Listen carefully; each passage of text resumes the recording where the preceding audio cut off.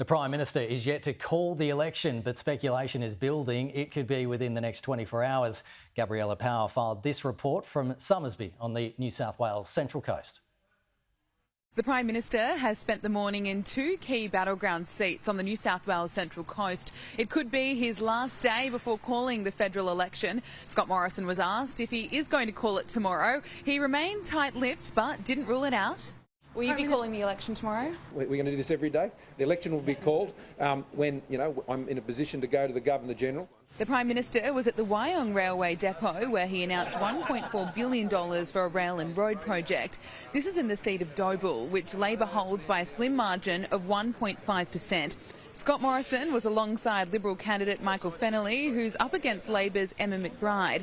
The Prime Minister then made his way to Crossmella, an engineering facility in Somersby, which is in the electorate of Robertson.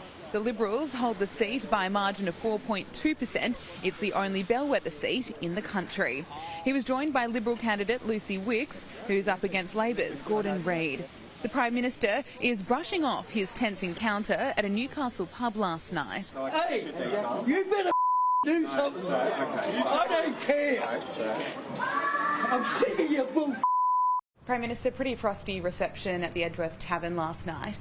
Are you surprised to see how much anger and frustration there is among voters at you and your government? Well, actually, more broadly, it was a very welcome reception. Of course, there was one gentleman, Ray, who was there last night, who was very upset about what was a very complicated case.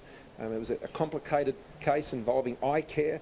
It was involving immigration issues. It was also involving income definitions under the pension regime.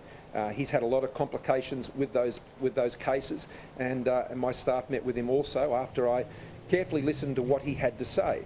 And respectfully listened to what he had to say. He wasn't asked to leave or anything like that. I could understand that he was very upset about some really significant issues that had happened in his life.